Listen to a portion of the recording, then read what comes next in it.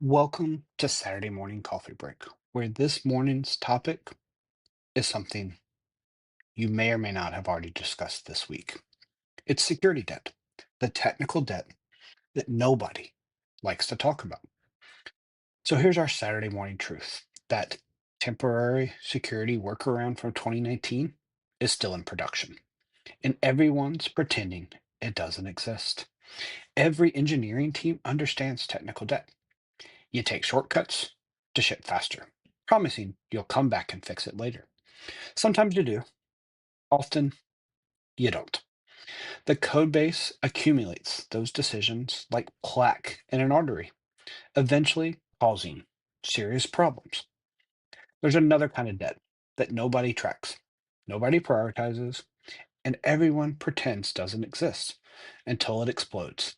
That's your security debt. And unlike technical debt that might slow down your next sprint, security debt can destroy your company in an afternoon. So, Fleetus, what security debt actually looks like? Can you help me understand this? Well, security debt isn't an abstract, it's living in your infrastructure right now, probably in multiple places. The first is that temporary admin account. Remember when you created that service account with domain admin privileges just for this migration 3 years ago? It's still there. The migration is long gone. The password is probably in a shared spreadsheet, and nobody wants to touch it because something might break. Next is the unapproved cloud service. Imagine with me. Marketing needed a tool fast, so they signed up for a SaaS platform using their corporate email. They've uploaded customer list, campaign data, and strategic documents. Your security team found out 6 months later. Now it's too embedded in their workflow to remove it without a fight. Additionally, it's the skipped security review. We've all done it. That mobile app launch was delayed. So you agreed to launch now, security review later. That was 18 months ago. The app now has a 500,000 users. The review never happened. And nobody wants to look too closely at how it handles authentication, which leads me into the hard coded credential. You allowed a developer to connect to a database quickly during a production incident. So they hard coded the connection string temporarily. It worked. They shipped it.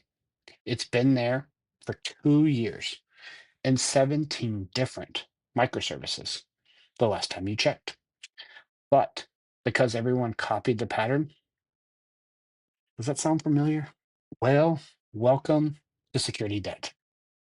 So, why security debt is different and worse? Technical debt slows you down, security debt can end you. The technical debt has a predictive cost curve. It gets harder to add features, refactoring takes longer, bugs increase.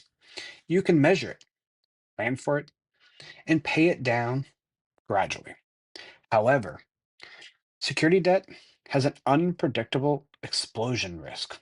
For months or years, nothing happens. You're operating with vulnerabilities that haven't been exploited yet. Then one day, an attacker finds that hard coded credential or that unpatched service, and you're the headline story about the next data breach. Now let's talk about the interest rate is exponential. With technical debt, the interest is gradual. Slower development, more bugs, frustrated engineers. With security debt, the interest compounds silently until it becomes overdue, all at once in the form of a ransomware shutting down your operations, or customer data is exposed publicly.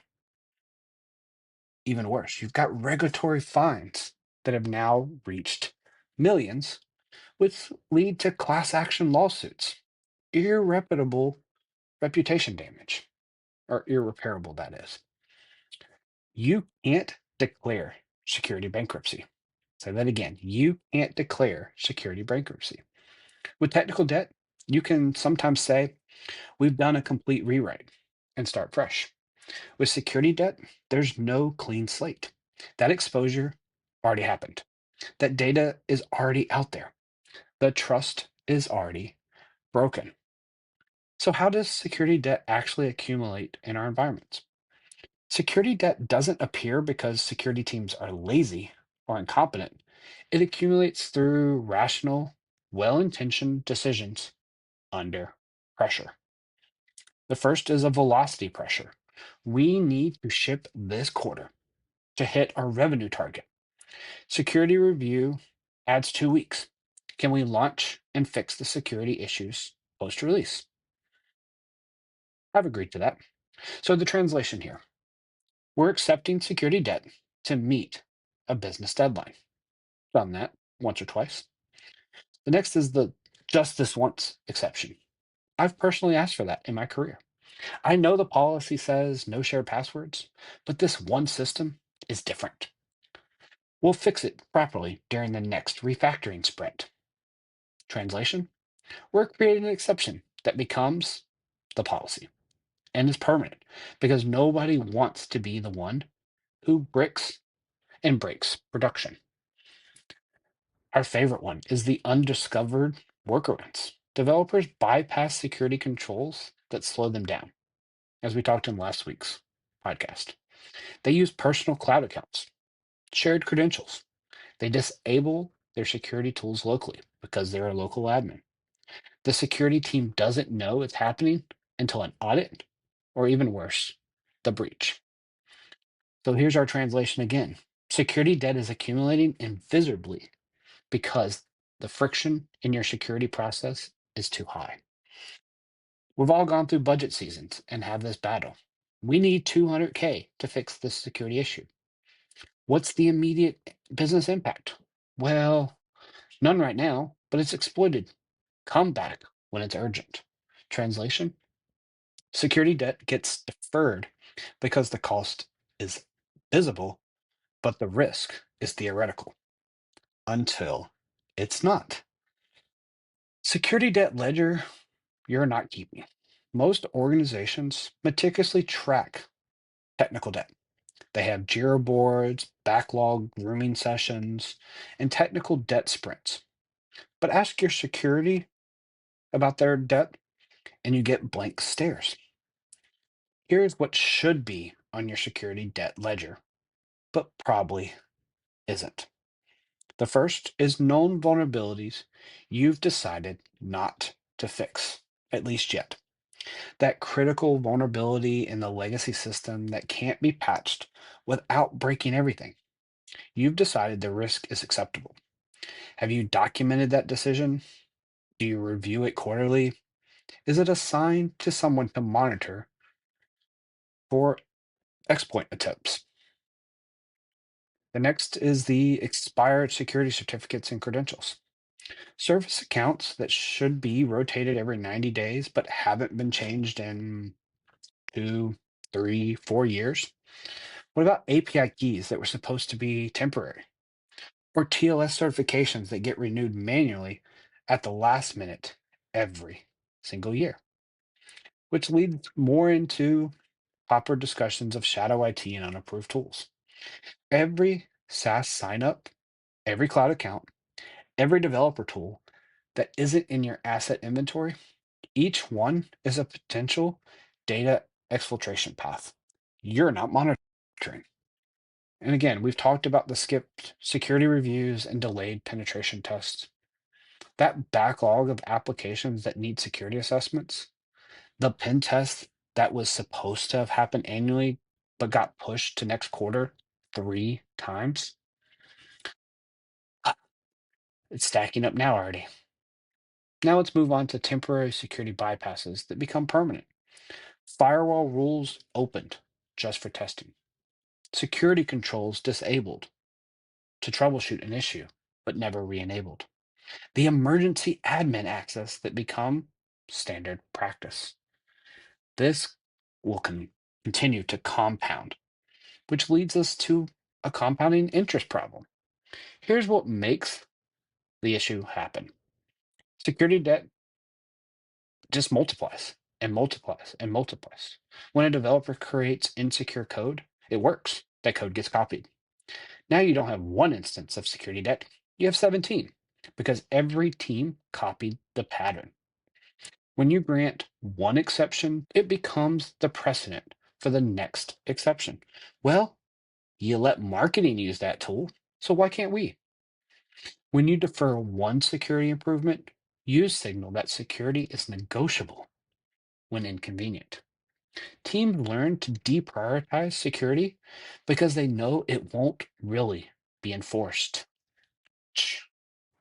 The debt doesn't just accumulate, it metastasizes, it spreads, just like cancer does in the body.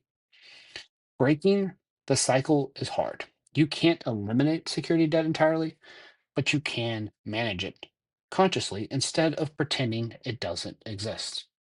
The first step is make security debt visible.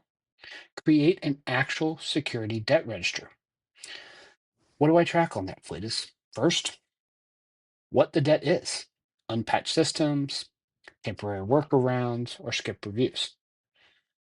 Why it was created, business justification, resource constraints. Next, identify the risk level. Is it exploited? What would happen? When will it be addressed? Not someday. Put an actual date. Who owns the decision to accept this risk? By the way, it's not IT and security. It needs to be the business. So make it as visible as your technical debt backlog. Review it quarterly with leadership. Make it uncomfortable to ignore. Second, calculate the true cost. Stop presenting security debt as maybe something bad will happen someday. To do this, you need to quantify it. This unpatched vulnerability has a 40% likelihood of being exploited in the next 12 months, based on active exploit attempts within inside of our industry. If exploited, the average incident cost is approximately $4 million plus the operational disruption. Fix it now will cost us 50K. Fixing it after the exploit will be millions, as I just shared with you. Present security debt in the same return on investment terms you use for every other business decision in your environment. Build security debt paydown into your rhythm. Just like tech debt sprints, establish regular security debt paydown cycles. Maybe it's 20% of security team capacity is dedicated to reducing existing debt, not just preventing new issues. Make it a non negotiable. Security debt paydown isn't nice to have when we have time, it's a mandatory risk management. Stop creating new security debt without acknowledgement, at least. Let that sink in for a moment. You'll still need to make trade offs. Business velocity sometimes will require accepting risk, but make it a conscious and documented risk. Require explicit risk acceptance from the leadership, preferably an SVP or higher. Set expiration dates on temporary solutions. Create automatic tickets when security reviews are skipped. Track metrics on how often exceptions are requested. Increasing exceptions equal your security process is actually broken. So here's our Saturday morning coffee break reality check. This Saturday morning, ask yourself three uncomfortable questions. The first, if an attacker exploited your oldest, most known security debt item today, could you explain it to your board why it still existed? If the answer is we were busy with other priorities, that's not going to sound great when the breach happens. Question number two, how much of your security team's time is spent preventing new issues versus paying down the existing debt? If it's 95% prevention and 5% remediation, you're accumulating debt faster than you're paying it down. Question 3. What security shortcuts from the past year are still in production, waiting to be fixed later? Make a list. I bet it's longer than you want to admit. So the bottom line here, technical debt makes you slower. Security debt makes you vulnerable. And unlike technical debt that announces itself during bugs, slower deployments, your security debt sits silently until someone exploits it. Every organization has security debt. Pretending it doesn't exist doesn't make it go away. It just ensures you'll be surprised when it explodes. The mature approach isn't eliminating your security debt entirely, it's knowing what security debt you have, understanding the risk it will represent to your business, thus making conscious decisions about what to accept and what you're going to fix, then actually following through on paying it down. Your security debt ledger exists whether it's documented or not. Say that again. It exists whether it's documented or not. The only question is whether you're managing it proactively or discovering it during the next incident response. So, as we wrap up, here's your Monday morning action. Start a security debt register. Document one item. Calculate its real cost. Schedule when it will be addressed and make it visible. Because the debt you don't acknowledge is the debt that will destroy you. Security debt is here and can be managed. So build a checklist. Start with security debt register creation and maintain. Each debit item has documented risk levels and business justification. Regular, such as quarterly security debt reviews with leadership. Dedicate capacity for security debt paydown, not just prevention. Ensure your metrics are tracking the debt accumulation versus your remediation rate. Expiration dates on all of your temporary security exceptions. And risk acceptance process requires leadership sign off. Thank you again for tuning in. And as always, stay safe and stay secure, everyone.